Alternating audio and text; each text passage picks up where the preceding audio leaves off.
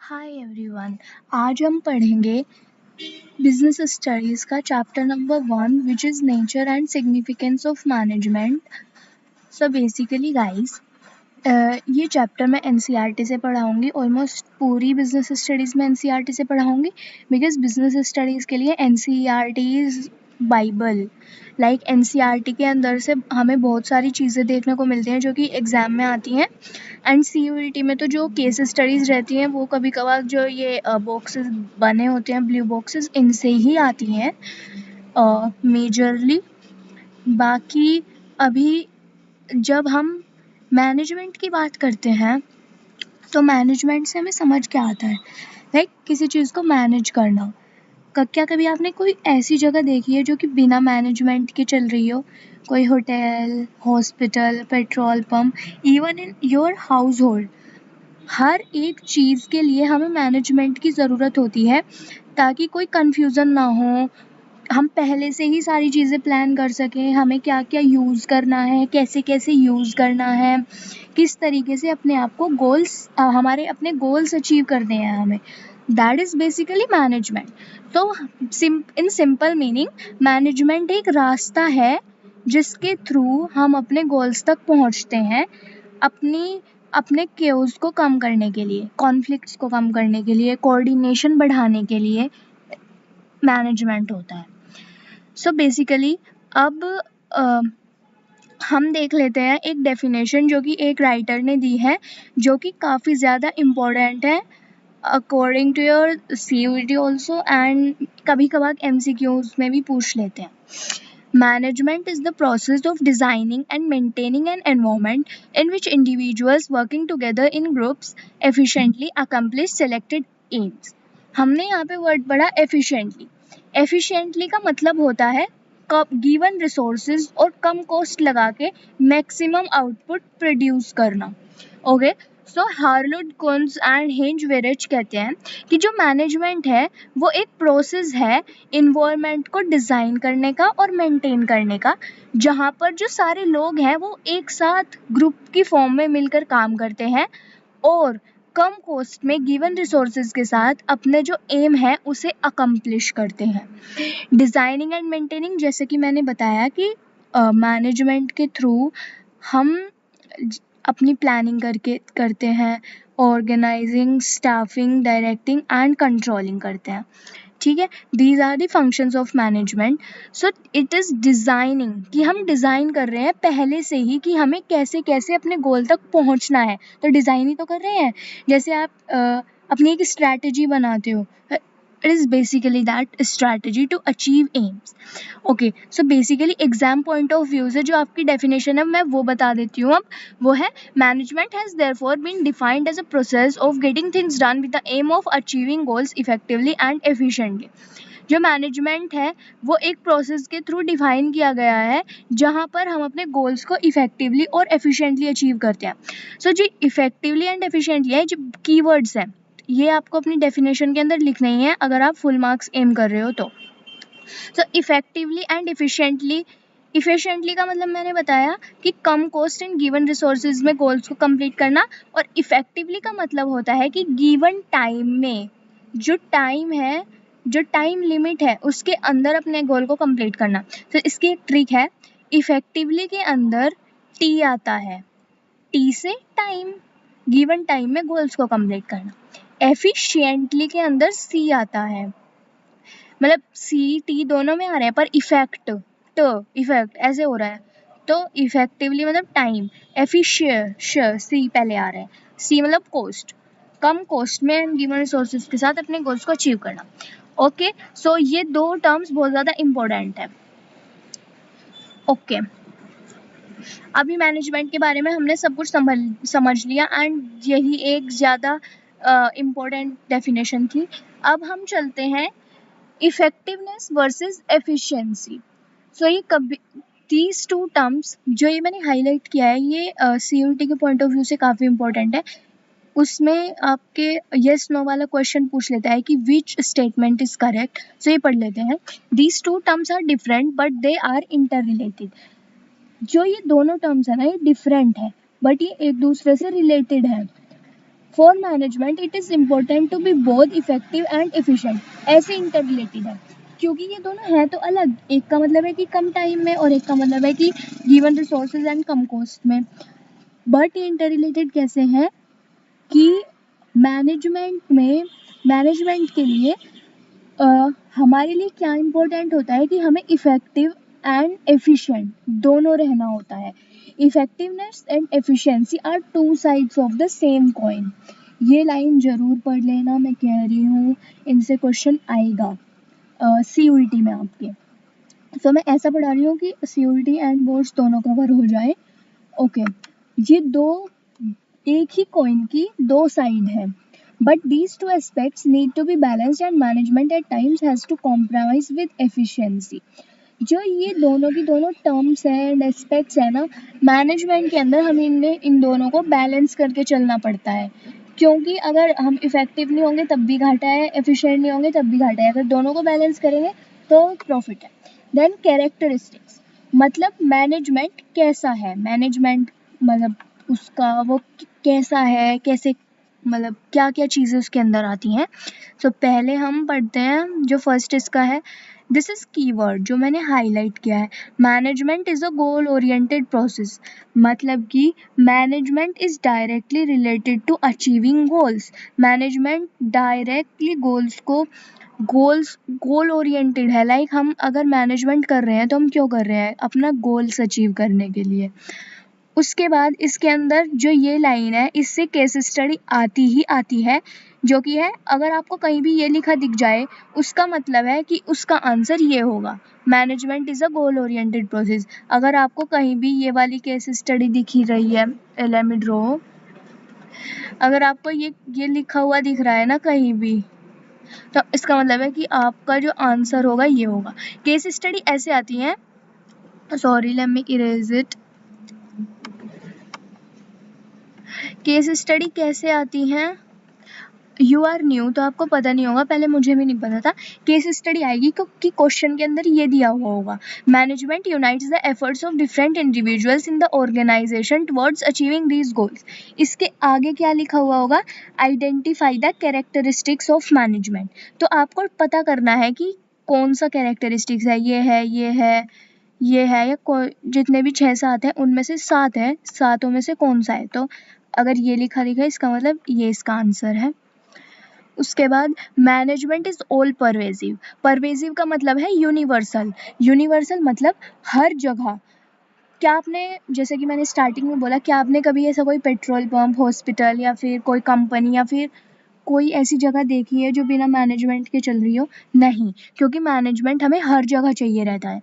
उसके बाद case study में कहाँ से आता है क्वेश्चन, यहाँ से। आप अगर तुम्हें कहीं भी ये लिखा दिख जाए, a petrol pump needs to be managed as much as a hospital और a school, what managers do in India, the USA, Germany और Japan is the same, how they do it may be quite different, this difference is due to the differences in culture, tradition and history. Okay, जैसे कि मैंने अभी तुम्हें बताया, अगर तुम्हें ये दिखा मिल जाए तो इसका आंसर होगा ऑल परवेजिव, क्योंकि पेट्रोल पंप भी उतना ही मैनेज करने की ज़रूरत है जितना कि एक स्कूल और हॉस्पिटल को मैनेज करने की ज़रूरत है। जैसे इंडिया में मैनेजमेंट काम करता है वैसे ही हर कंट्री के अंदर मैनेजमेंट काम करता है, बट जैसे मैनेजर उसको करते हैं उनका तरीका डिफरेंट हो सकता है, बट मैनेजमेंट चाहिए हर जगह होता है। थर्ड पर चलते हैं, मैनेजमेंट इज मल्टी डायमेंशनल। मतलब मैनेजमेंट के अलग अलग डायमेंशंस हो सकते हैं। First dimension is management of work, मतलब कि काम का management. In a factory a product is manufactured, in a garment store a customers need is satisfied and in a hospital a patient is treated. मतलब कि जहाँ पर जो चीज़ जिस चीज़ के लिए बनाई गई है उसको मैनेज करना। लाइक जैसे कि इसमें लिखा भी है कि जो एक फैक्ट्री है, एक फैक्ट्री के अंदर प्रोडक्ट मैन्युफैक्चर हो रहा है, तो जो प्रोडक्ट मैन्युफैक्चर हो रहा है उसको मैनेज करना। Next is management of people in case कि जो वहाँ पर काम करते हैं फैक्ट्री के अंदर, उन सब का management. Third is management of operations, किस तरीके से मैन्युफैक्चर किया जा रहा है, जो मैन्युफैक्चर के अंदर जो सारे स्टेप्स एंड प्रोसेस होते हैं, दिस इज ऑपरेशन। ओके, अब यहाँ इसमें कैसे क्वेश्चन आएगा, उसमें आपको लिख के दे देगा management is multi dimensional state, तब आपको ये सब लिखना है। और या फिर बोलेगा state the dimensions of management, तब आपको ये तीनों लिखने हैं।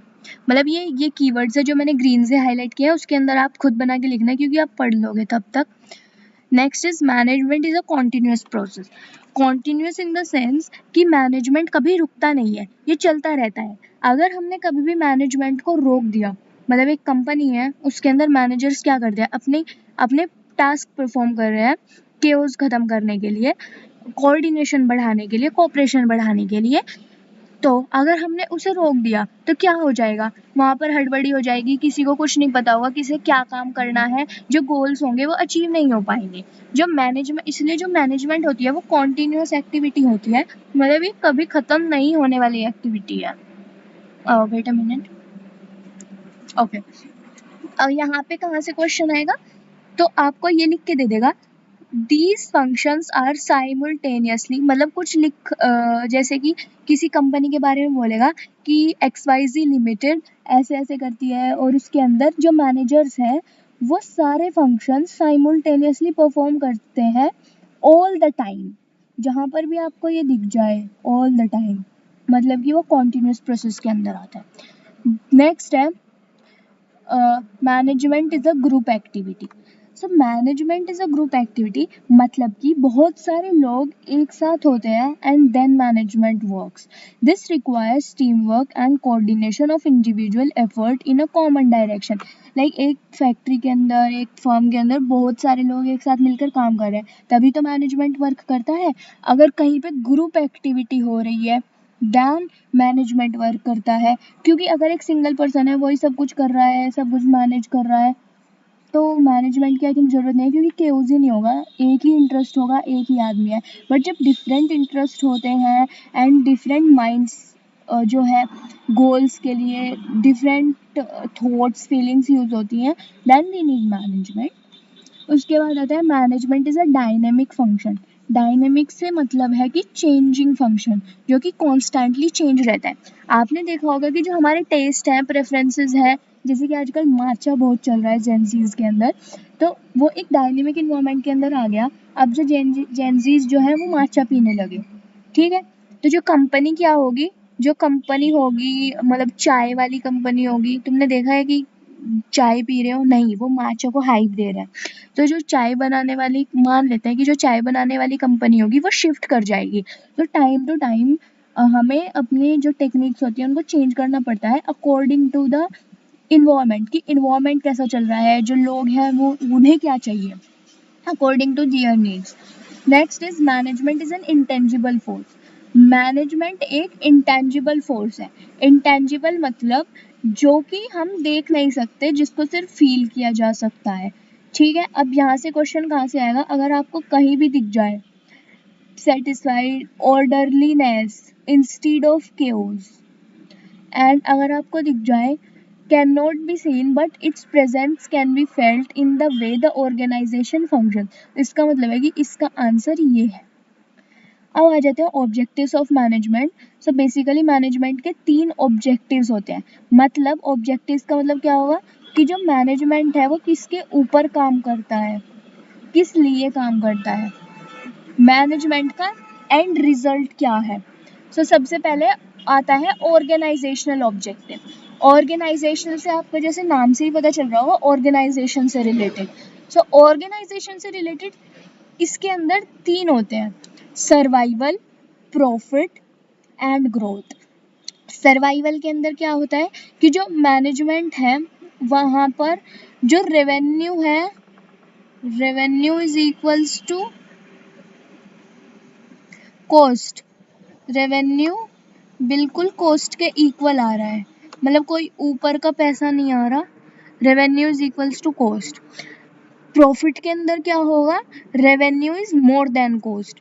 ग्रोथ के अंदर क्या होगा, जो कंपनी होगी वो नए नए डिविजन्स ऐड कर रही होगी, नए एम्प्लॉयज़ को हायर कर रही होगी। अगर ऐसा हो रहा है तो कंपनी ग्रो कर रही है। अब क्वेश्चन कहाँ से आता है, सर्वाइवल के अंदर क्वेश्चन आएगा यहाँ से, organisation must earn enough revenue to cover cost. अगर क्वेश्चन में ऐसा लिखा हो तो उसका मतलब सर्वाइवल है।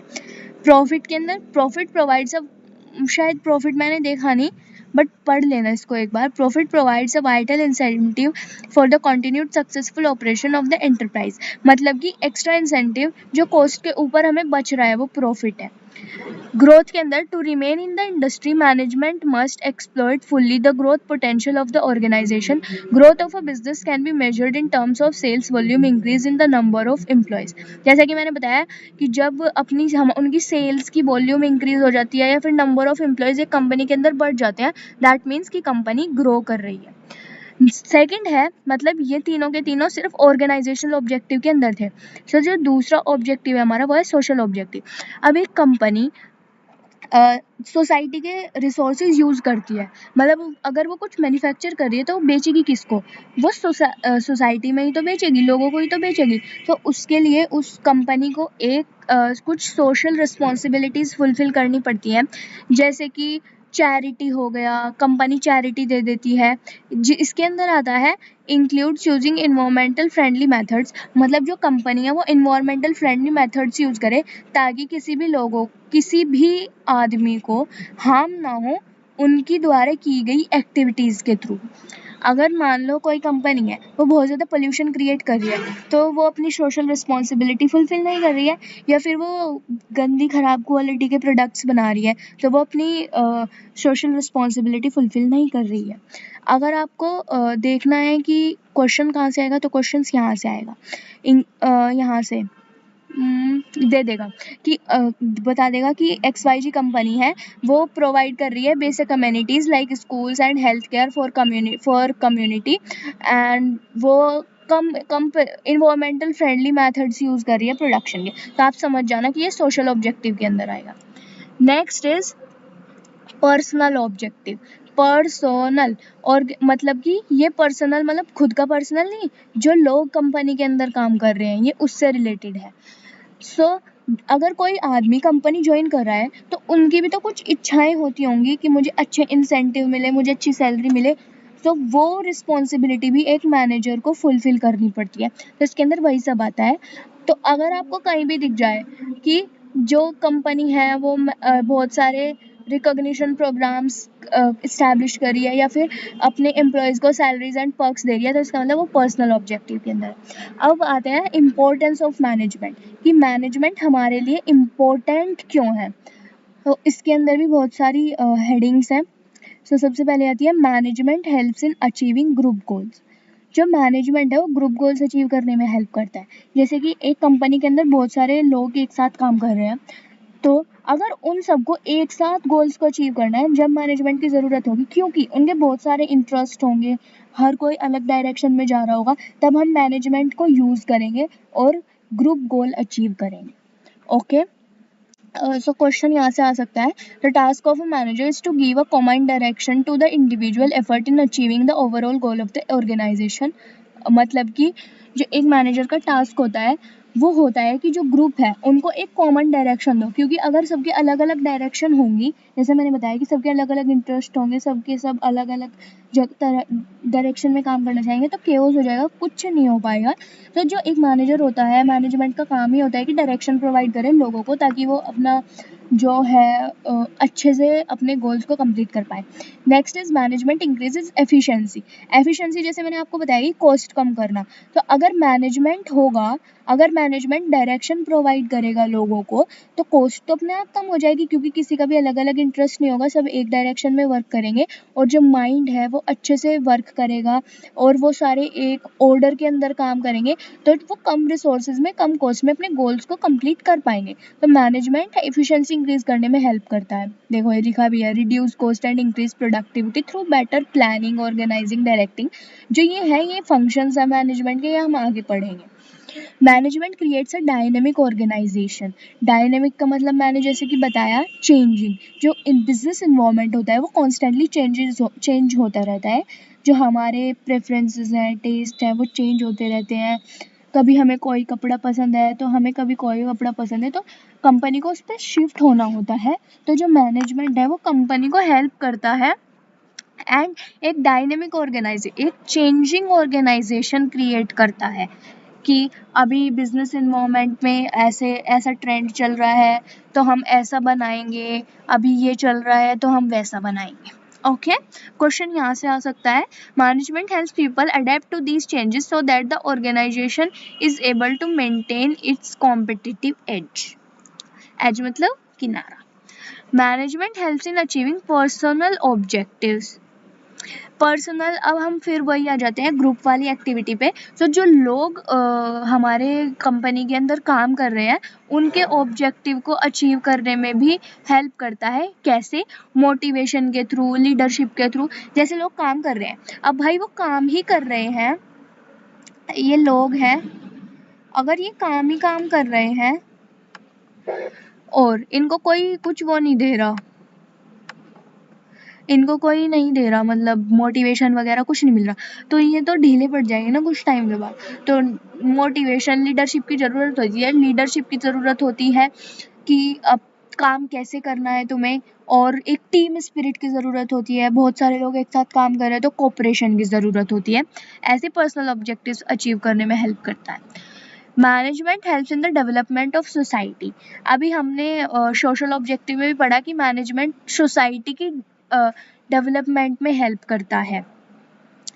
कैसे? क्योंकि अगर चैरिटी देगा या फिर जैसे कि स्कूल खुलवा दिया किसी ने, या फिर वो नहीं कर रहा, इफ पोल्यूशन नहीं क्रिएट करा, तो सोसाइटी का ही तो फायदा है इसमें अगर ये आ जाए। It helps.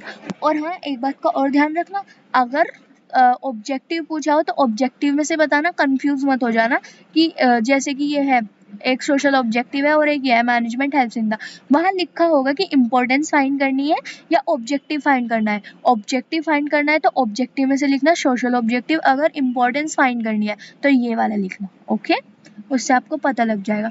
अब आते हैं नेचर ऑफ मैनेजमेंट पे, मतलब कि मैनेजमेंट कैसा है, उसका नेचर कैसा है। जैसे कि हम बात करते हैं ना कि उसका नेचर बहुत अच्छा है, उस लड़की का नेचर बहुत अच्छा है, वह कितनी अच्छी है, तो हम ऐसी मैनेजमेंट के नेचर की बात कर रहे हैं।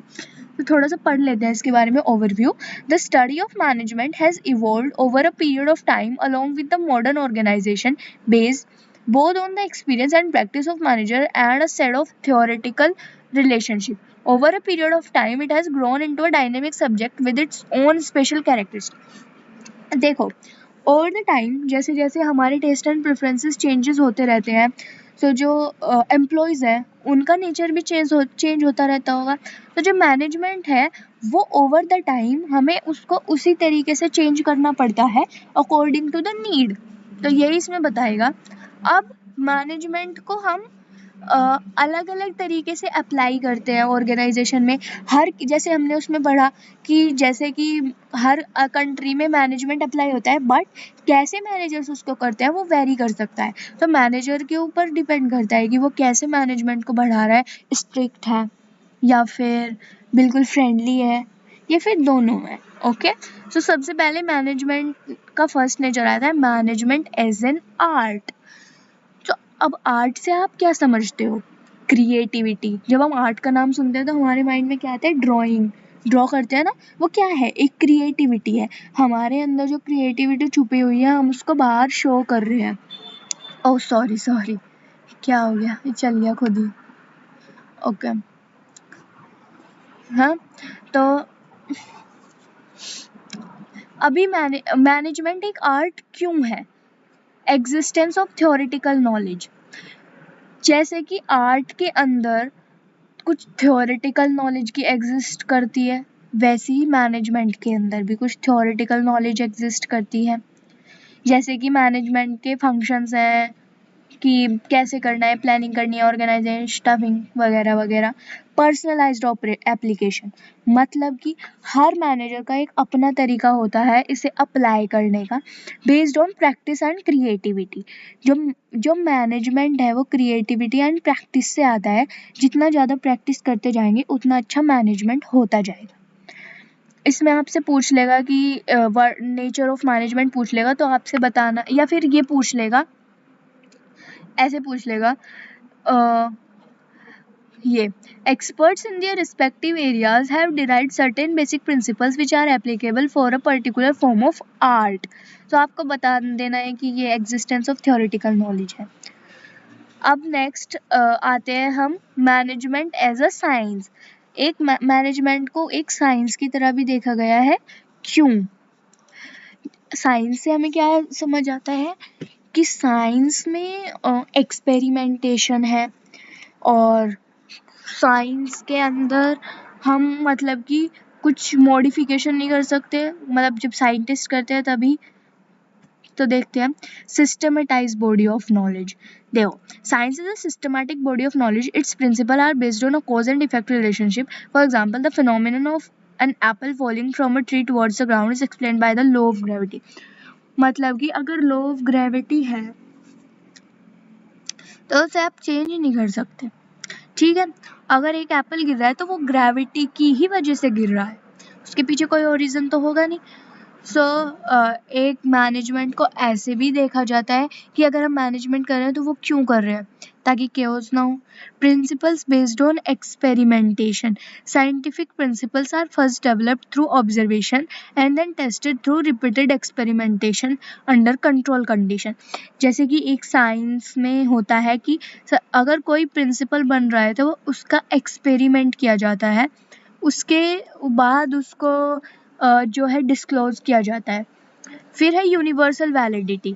जो साइंटिफिक प्रिंसिपल्स होते हैं उनकी मतलब हर जगह चलने वाले होते हैं। क्या हो रहा है भाई? अब मैं इरेजर ही लेके रखती हूँ। मतलब कि हाँ, जो साइंटिफिक प्रिंसिपल्स होते हैं उनको हर जगह वैलिडिटी मिलती है, वो हर जगह चलते हैं। ओके, अब हम यहाँ से हमें पता लगेगा कि मैनेजमेंट क्या है।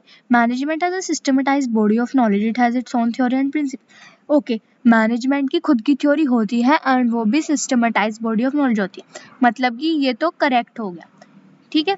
Next is the principles of management have evolved over a period of time based on repeated experimentation and observation in different types of organisms. Since management deals with human beings and human behavior, the outcomes of these experiments are not capable of being accurately predicted or replicated. Therefore, management can be called an inexact science. This is very important line. Management एक इनएग्जैक्ट science है क्योंकि वो बिल्कुल science से मिलता जुलता नहीं है, क्योंकि जो मैनेजमेंट के प्रिंसिपल्स हैं वो टाइम टू टाइम चेंज होते रहते हैं according to the situation. Okay, अब हम चलते हैं management as a profession. Profession आपको पता ही होगा, जैसे सीए, लॉयर, जिसको पाने के लिए प्रोफेशन एक ऐसा जो है एम्प्लॉयमेंट होता है जिसके अंदर आपको बहुत ज़्यादा प्रैक्टिस एंड स्टडी लगती है, डिग्री लगती है करने के लिए। तब देख लेते हैं प्रोफेशन के कैरेक्टरिस्टिक्स, फिर देखेंगे कि ये मैनेजमेंट से कैसे अलग है या कैसे मिलता जुलता है। Well defined body of knowledge. तो वेल डिफाइंड प्रोफेशन के अंदर क्या होता है कि उसके अंदर मैं जैसे कि मैंने बताया काफ़ी ज़्यादा नॉलेज होती है, हमें काफ़ी ज़्यादा नॉलेज लेनी पड़ती है जब जाके हम एक प्रोफेशन में एंटर कर पाते हैं। जैसे सीए, लॉयर, कितना पढ़ना पड़ता है। Restricted entry, the entry to profession is restricted through an examination. जो प्रोफेशन है उसके अंदर हम ऐसे ही नहीं कि किसी को भी ले सकते हैं, उसको उसके लिए एक एग्ज़ाम देना पड़ता है। जैसे कि ICAI सीए का एग्ज़ाम कंडक्ट कराता है, लॉ का एग्ज़ाम होता है। ओके, रेस्ट्रिक्टेड एंट्री होती है। उसके बाद प्रोफेशनल एसोसिएशन। तो जो ये प्रोफेशनल्स होते हैं ये एक एसोसिएशन से जुड़े होते हैं। जैसे जो सीए है वो ICAI से जुड़े होते हैं, और जो लॉयर्स हैं वो बार काउंसलिंग के मेंबर्स होते हैं। ये लाइन इंपॉर्टेंट है। Lawyers have to become in India lawyers have to become member of the bar council which regulates and controls their activities. तो आपसे पूछ लेगा कि ये कौन सा वो है, और ये प्रोफेशन बहुत ज़्यादा इंपॉर्टेंट है तो इसको अच्छे से पढ़ के जाना। उसके बाद है एथिकल कोड ऑफ कंडक्ट। मतलब ethical code of conduct, all professions are bound by a code of conduct which guides the behavior of its member। पिछली क्लास में आपने पढ़ा होगा एथिक्स, मतलब कि हमारा बिहेवियर टुवर्ड्स अदर्स कैसा रहना चाहिए, नेचर कैसा रहना चाहिए। तो जैसे डॉक्टर होगा या सीए हो या फिर लॉयर होगा, उनका एक एथिकल कोड ऑफ कंडक्ट होगा कि उन्हें किस तरीके से बात करनी है, कैसे रहना है। सर्विस मोटिव, जो बेसिकली इनका मोटिव होता है वो सर्विस होता है। जैसे कि डॉक्टर है वो सर्विस ही देगा, जो लॉयर है वो सर्विस ही देगा, हम कुछ मैन्युफैक्चर करके नहीं बेच रहे, सर्विस प्रोवाइड कर रहे हैं। तब पढ़ लेते हैं कैसे मिलता जुलता है, कैसे डिफरेंट है।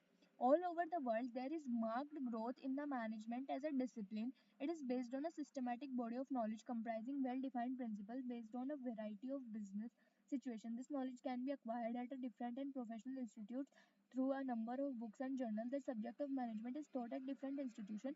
Some of these have been set up with the specific purpose of providing management education, such as the Indian Institute of Management, and to different institutes usually through an examination. Okay so जैसे कि well defined body of a knowledge कि जो management है वो भी एक well defined body of knowledge है. जैसे आप एमबीए करते हैं तो कैसे करते हैं, आईआईएम के थ्रू करते हैं. तो इनकी एक खुद का इंस्टीट्यूशन है कि हम कैसे मैनेजमेंट को सीखते हैं, तो इससे मिलता जुलता है. बाकी मैनेजमेंट में कोई रिस्ट्रिक्टेड एंट्री नहीं है जैसे प्रोफेशन में है कि आपको एक कोई एग्जाम देना पड़ेगा, ऐसा कुछ नहीं है.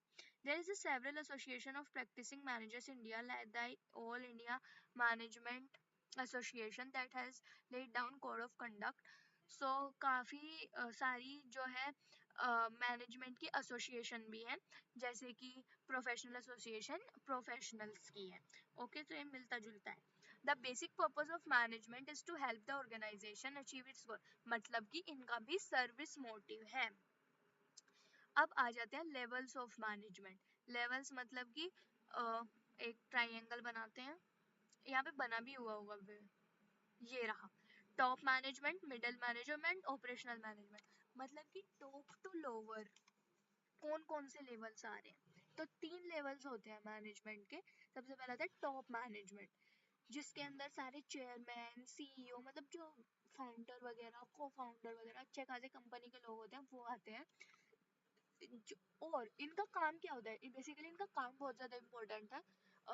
रेयरली हो सकता है आपसे पूछे कि कौन कौन आते हैं, एमसीक्यू वगैरह में पूछ ले, ऑप्शन देंगे. बट अगर लॉन्ग क्वेश्चन पूछेगा तो वो ये पूछेगा कि उनका काम क्या है. तो ये दे फॉर्मुलेट, दे एनालाइज बिजनेस इन्वायरमेंट. तो जो टॉप मैनेजर्स होते हैं ना, टॉप मैनेजमेंट में जो लोग होते हैं, उनका काम होता है बिजनेस इन्वायरमेंट को एनालाइज करना. नेक्स्ट होता है जो पूरे ऑर्गेनाइजेशन की पॉलिसीज है वो उनको फॉर्मुलेट करते हैं. और जो टॉप मैनेजमेंट की जॉब होती है ना, वो काफ़ी ज़्यादा कॉम्प्लेक्स होती है, स्ट्रेसफुल होती है, और उसके लिए लॉन्ग आवर्स चाहिए रहते हैं. और जितनी भी बिजनेस की एक्टिविटी हो रही है और उनका क्या इम्पैक्ट सोसाइटी पर होगा, ये उनके उसके लिए भी ये ही रिस्पॉन्सिबल होते हैं. उसके बाद आता है मिडल मैनेजमेंट. मिडल मैनेजमेंट के अंदर आ जाते हैं हमारे सारे मैनेजर्स, डिवीजन हेड्स, जैसे कि product manager, marketing manager, etcetera etcetera. Okay. तो जो मिडल मैनेजमेंट होता है ना, वो लिंक लिंक की तरह काम करता है top management and lower management. क्योंकि जो मिडल मैनेजमेंट होता है ना, वो जो बातें टॉप मैनेजमेंट ने बोली है मिडल मैनेजमेंट को लोअर मैनेजमेंट के लिए, वो जा कर के लोअर मैनेजमेंट को बताते हैं. क्योंकि डायरेक्टली तो ये नहीं मिल सकते टॉप मैनेजमेंट वाले लोअर मैनेजमेंट से, तो मिडल मैनेजमेंट उनको इन्फॉर्म करता है कि भाई ऐसे ऐसे पॉलिसी है एंड ऐसे ऐसे हमसे काम होगा. तो इनके देख लेते हैं. Ensure that there department has the necessary personal. ये क्या इंश्योर करते हैं कि इनके डिपार्टमेंट के अंदर एक नेसेसरी पर्सनल होना चाहिए, मतलब employ. Assign necessary duties and responsibilities to that. तो जो एम्प्लॉयज़ हैं उनको नेसेसरी जो उनके करने लायक ड्यूटी और रिस्पॉन्सिबिलिटी है वो अलोकेट करना. Motivate them to achieve desired objective. उनको मोटिवेट करना. Interpreted the policy framed by the top management. जो टॉप मैनेजमेंट ने पॉलिसी दी है उसको इंटरप्रेट करके बताना पूरी ऑर्गेनाइजेशन में. Cooperate with the other departments for smooth functioning. सारे डिपार्टमेंट हैं उनके साथ कोऑपरेट करना ताकि effectively and efficiently goals achieve हो सके. नेक्स्ट आता है, और ये पढ़ लेना इंपॉर्टेंट है. At the same time they are responsible for all the activities of first line manager. Supervisory और ऑपरेशनल मैनेजमेंट, लोअर मैनेजमेंट भी जिसको बोलते हैं. इसके अंदर फोरमैन और जो सुपरवाइज होते हैं ना, मतलब ये सबसे, फोरमैन सबसे टॉप लोअर लेवल का मैनेजर होता है एंड टॉप लेवल का वर्कर होता है. तो जो ये होते हैं ना लोअर लेवल वाले, जो वर्कर्स होते हैं, मतलब कि जो मैन्युफैक्चरिंग में रहते हैं, उनके साथ डे टू डे इंटरेक्ट करते हैं और मेंटेन करने में हेल्प करते हैं ताकि जो प्रोडक्ट की क्वालिटी है और जो वो एफर्ट्स लगा रहे हैं वो अच्छे से रहे. एंड सेफ्टी मेंटेन रहे। तो बस इनका यही काम होता है, इनके काम ही इंपॉर्टेंट होते हैं। नेक्स्ट आता है फंक्शंस ऑफ मैनेजमेंट। तो फंक्शंस ऑफ मैनेजमेंट में सबसे फंक्शंस मतलब कि मैनेजमेंट के अंदर काम क्या क्या किए जाते हैं। जैसे कि सबसे पहला आता है प्लानिंग। इसकी एक वो भी है, ट्रिक भी है, आप याद करते हो पोस्ट डीसी से, ये याद कर लेना, बिल्कुल आपको याद हो जाएगा ये एकदम line to line. Planning, organising, staffing, directing, controlling, और आपको ये लाइन वाइज ही याद होना चाहिए। प्लानिंग के अंदर हम क्या करते हैं कि टोटल प्लानिंग करते हैं कि एक कंपनी के अंदर कैसे होगा, काम क्या करेंगे, मतलब कि प्लानिंग हम एडवांस में डिसाइड कर रहे हैं कि हम क्या करेंगे और कैसे करेंगे, ठीक है। ऑर्गेनाइजिंग के अंदर हम जो है असाइन करते हैं duties, grouping task, establishing authority and allocating resources. इस चैप्टर में आपको ऊपर ऊपर से पढ़ना है इनके फंक्शंस को, और इसे लाइन में याद कर लो, बाकी आगे जाके ये अलग चैप्टर है ये, जैसे प्लानिंग अलग चैप्टर, ऑर्गेनाइजिंग अलग चैप्टर, एक्सेट्रा। उसके बाद ऑर्गेनाइजिंग में हम ड्यूटीज को अलोकेट करने का है कि कौन क्या ड्यूटी करेगा। स्टाफिंग के अंदर हम जो है एम्प्लॉइज को हायर करते हैं, मतलब कि पहले एडवर्टाइजमेंट निकाल, पहले एस्टिमेट करेंगे कि हमें कितने लोगों की ज़रूरत है कंपनी के अंदर काम करने के लिए। उसके बाद उन्हें हायर करेंगे। उसके बाद क्या होगा, जब आज आ गए बहुत सारे एम्प्लॉयज आ गए, फिर हमें डायरेक्टिंग की ज़रूरत पड़ेगी। वो एम्प्लॉय काम नहीं करते तो हम क्या करेंगे, उन्हें मोटिवेट करेंगे, लीडरशिप करेंगे, मतलब कि उन्हें सुपरवाइज करेंगे। तो डायरेक्टिंग के अंदर सुपरवाइजिंग, मोटिवेशन है, एम्प्लॉय का हौसला बढ़ाने का काम होता है।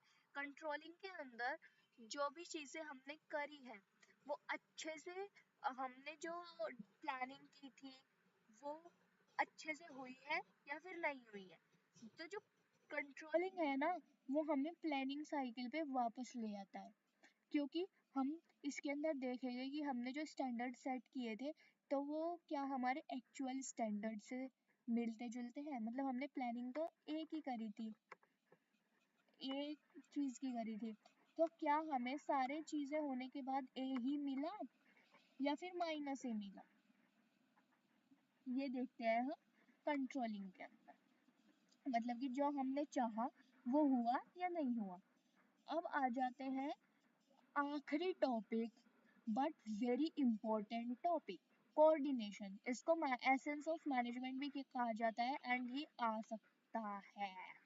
ओके भाई, मेरे पास पेन टेन नहीं है तो टेढ़ी मेढ़ी लाइन से काम चलाओ। सबसे पहले इसकी डेफिनेशन देख लेना है। कोऑर्डिनेशन का मतलब बेसिकली ये होता है कि सारे डिपार्टमेंट्स के अंदर जो भी लोग काम करें सबके अंदर हार्मनी हो, सब एक डायरेक्शन में चले एंड उनके बीच में लड़ाई झगड़े ना हो, कॉन्फ्लिक्ट्स ना हो। Coordination is the force that binds all the other functions of management. It is the common thread that runs through all activities such as purchase, production, sales, and finance to ensure continuity in the working of the organization. तो जैसे कि मैंने बताया कि coordination का मतलब ये ही होता है कि सारे डिपार्टमेंट्स को आपस में हारमनी में रखना, उनके बीच लड़ाई झगड़ा ना होना। तो जो कोऑर्डिनेशन है ना, वो एक फोर्स है जो कि सारे सारे के सारे फंक्शंस के मैनेजमेंट को एक साथ बांध देता है। ये एक सिंगल धागा है, मतलब एक कॉमन धागा है जो कि सारी एक्टिविटीज के अंदर चाहिए ही रहता है। अगर मान लो हम कुछ परचेज करें, कंपनी मशीनरी परचेज करी, नहीं तो नहीं एक आदमी जाके खरीद लेगा, नहीं, सारों की सहमति होगी, सबके अंदर कोऑर्डिनेशन होगा, तब खरीदेंगे। तो ये बहुत ज़्यादा इम्पोर्टेंट है। अब इसके कैरेक्टरिस्टिक्स हैं, जैसे मैनेजमेंट के थे ऐसे कोऑर्डिनेशन के भी हैं। क्वेश्चन ध्यान से पढ़ना जब आंसर करोगे। Coordination integrates group efforts. जो कोऑर्डिनेशन है ना, वो जो ग्रुप के एफर्ट्स हैं उनको इंटीग्रेट करता है। मतलब कि जो ग्रुप काम कर रहा है, अगर उनके बीच कोऑर्डिनेशन नहीं होगा तो जो उनके एफर्ट्स हैं वो तो वेस्ट चले जाएंगे, और अगर कोऑर्डिनेशन होगा तो उनके सारे सारे जो एफर्ट्स हैं वो एक साथ मिल जाएंगे, जो कि इफेक्टिव बनाएगा। Coordination unifies unrelated or diverse interests into purposeful work activity. It gives a common focus to group effort to ensure that performance as it was planned and scheduled. जैसा कि मैंने बताया कि वो सारे के सारे जो उनके एफर्ट्स हैं, हर एक बंदे के ग्रुप में एफर्ट्स हैं, उनको एक साथ बाइंड कर देता है, मतलब कि जो उनके डिफरेंट इंटरेस्ट है उसको कॉमन इंटरेस्ट में कन्वर्ट कर देता है। In simple language, in my language, जिससे आपको समझ आए। Coordination ensures unity of action. The purpose of coordination is to secure unity of action in the realization of a common purpose. It acts as binding force between departments and ensures that all action is aimed at achieving the goals of the organization. मतलब कि ensure unity of action, unity का मतलब एकता, हर action के अंदर एकता होनी चाहिए। मतलब कि कोऑर्डिनेशन हेल्प करता है हर एक जो एक्शन लिया जा रहा है उसके अंदर एक ही डायरेक्शन हो, मतलब एक ही डायरेक्शन में जाए। Okay, coordination is a continuous process, ये हमेशा चलता रहता है, कभी रुकने वाला नहीं है। कोऑर्डिनेशन इज ऑल परवेसिव, मतलब कि यह भी हर जगह यूज होता है। जो कोऑर्डिनेशन है वो सारे मैनेजर्स की रिस्पॉन्सिबिलिटी है। Coordination is the function of every manager in the organisation. इन दोनों में काफी ज्यादा कंफ्यूजन होता है, let me just clear that confusion.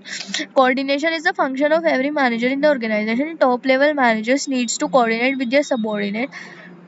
Middle level management coordinates with both the top level first line manager. Operational level management coordinates the activities of its workers and ensure that work proceed. इसके अंदर क्या होता है? Ensure that work proceed according to the plans. जो managers है ना, उनकी responsibility है कोऑर्डिनेशन, मतलब कि वो जाके चेक करें जिसको जो काम दिया गया है। जैसे कि जो मिडिल मैनेजमेंट है वो एक लिंक का काम कर रहा है टॉपर लोअर लेवल मैनेजमेंट के बीच में, जिससे कि जो प्लान्स है वो अकॉर्डिंग टू द, मतलब कि सॉरी आई कंफ्यूज, जैसे कि जो हमने स्टैंडर्ड सेट किए हैं और जो आउटपुट आ रहा है वो अकॉर्डिंग टू द स्टैंडर्ड्स आ रहा है। Okay, coordination is a deliberate function. A manager has to coordinate the efforts of different people in a conscious and deliberate manner.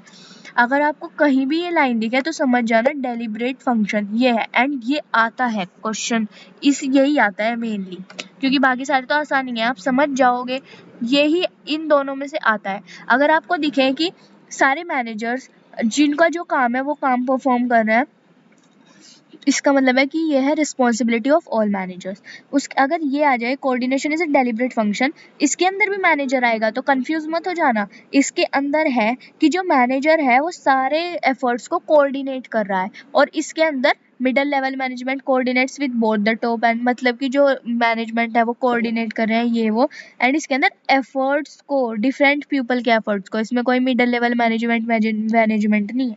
Okay, बाकी EFL ब्रिज वाली जो डेफिनेशन है उसको पढ़ लेना। अब आ जाते हैं हम इम्पोर्टेंस ऑफ कोऑर्डिनेशन। कोऑर्डिनेशन की इम्पोर्टेंस बस 2-3 मिनट में खत्म होने वाला है। ग्रोथ इन साइज, कोऑर्डिनेशन क्यों इम्पोर्टेंट है?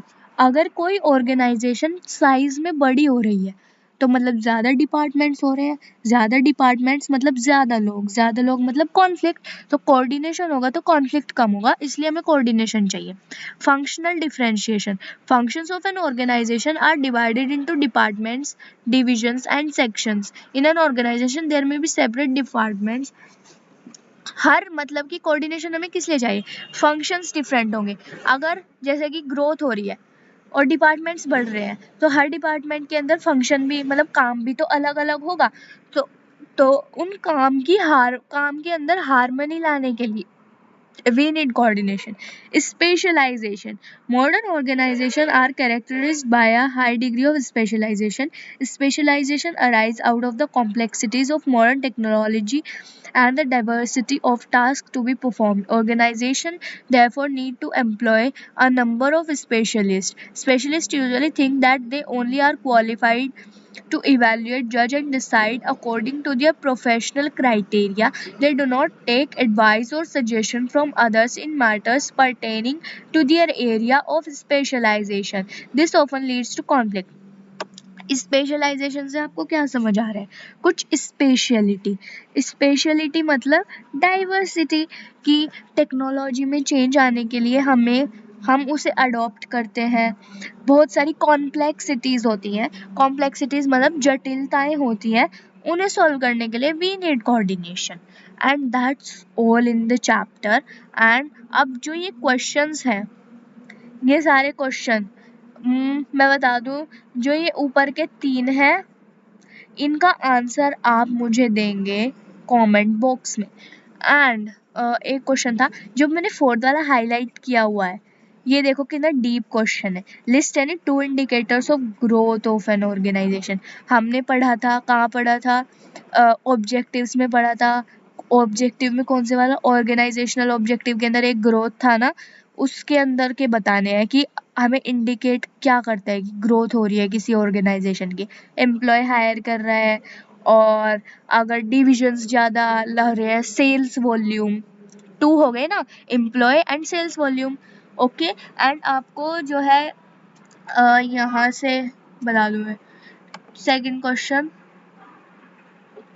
और ये फिफ्थ क्वेश्चन, सिक्स्थ क्वेश्चन, वैसे तो सारे इम्पोर्टेंट हैं, बाकी ये फोर्थ वाला और ये 1 वाला, ये सारे क्वेश्चंस के आंसर मुझे कमेंट बॉक्स में देने हैं। अगर किसी बच्चे ने नहीं दिया तो मैं समझूंगी उसने ध्यान से नहीं पढ़ाई करी। ओके, कमेंट बॉक्स में आंसर दो। And that's all for today. I hope you all understood what I have teach you, and our aim is to score 100 or 100 in BST. Okay guys, subscribe to my channel if you find it helpful. Bye.